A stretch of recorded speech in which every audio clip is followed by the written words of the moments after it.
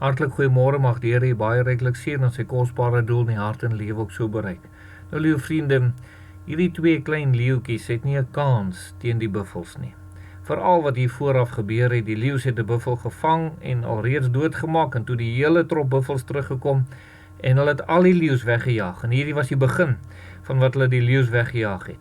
Op hierdie stadium was die groter leeu's al klaar bietjie in die bosse gewees en hierdie klein leeuetjies het nou oorgeloop na die groot leeu's toe. Ons het ons asem opgehou, ons het gedink hierdie trop buffels gaan hierdie klein leeuetjies storm en hulle almal doodtrap. Dit het toe egter daarom nie gebeur nie, maar weet jy, dit lyk so asof hierdie leeuetjies het nie vinnig geloop nie, hulle het so op hulle tyd geloop en so gemaklik geloop met die grootste vrymoedigheid wat daar was, terwyl al hierdie dreiging van hierdie buffels was om te kom, en hulle het toe nou later ook gestorm na die leeu's toe.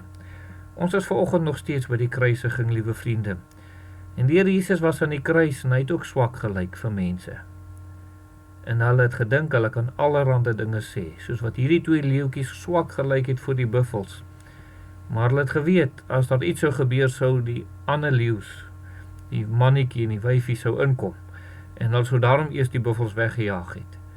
En weet jy, en so moet ons ook sien hoe mense op 'n stadium na die Here ook so gekyk het as 'n swakkeling.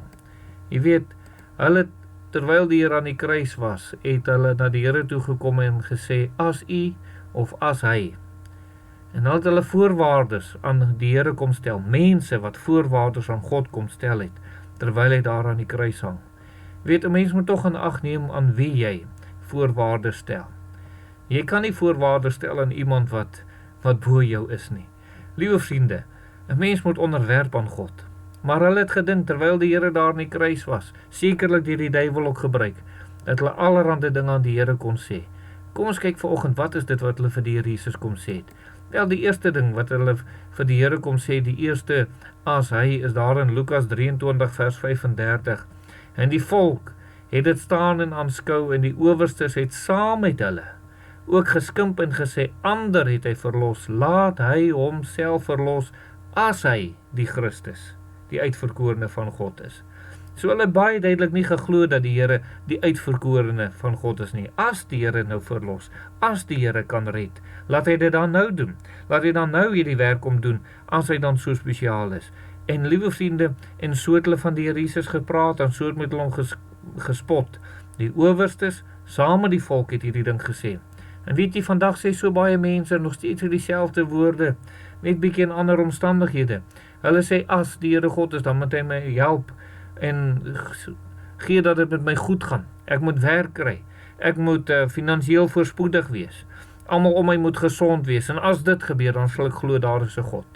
As die Here sal doen wat ek wil hy moet doen, dan sal ek glo daar is 'n God. Liewe vriende, jy kan nie aan God voorwaardes stel nie, so min as wat die volke daai dag kon doen, en die Here het hom nie gesteer aan die voorwaardes nie, hy het dit glad nie vir hulle gedoen nie.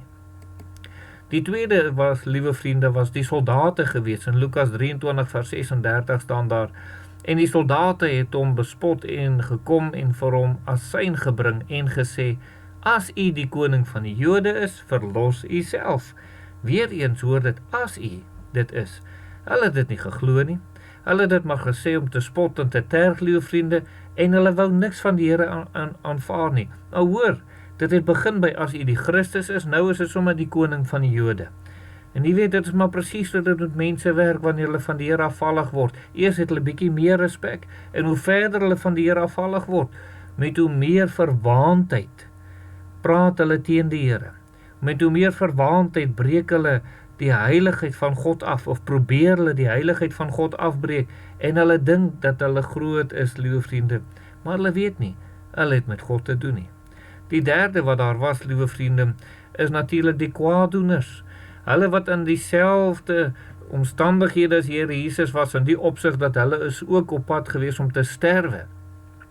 Lees ons in Lukas 23 vers 39, en een van die kwaaddoeners wat opgehang is, het hom gesmaad en gesê, as u die Christus is, verlos u self en ons.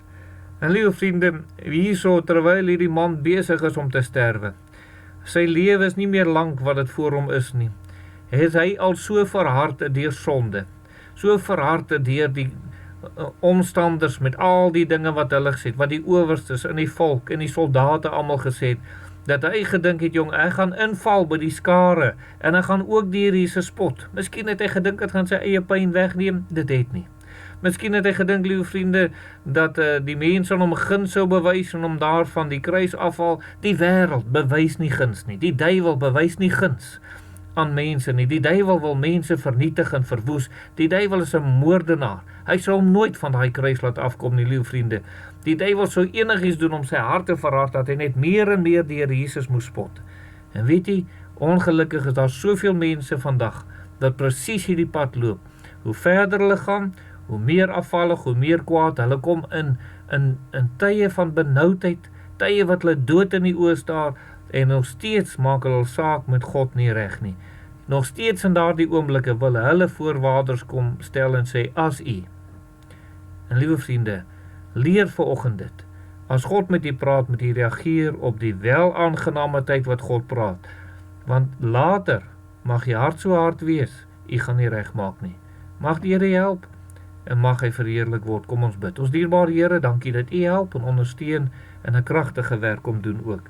Vir elkeen wat na u toe kom. En ons bid vir hulle, wie se harte verhard is, dat hulle in hierdie oggend, sal besef, hulle moet hulle bekeer tot u. Amen.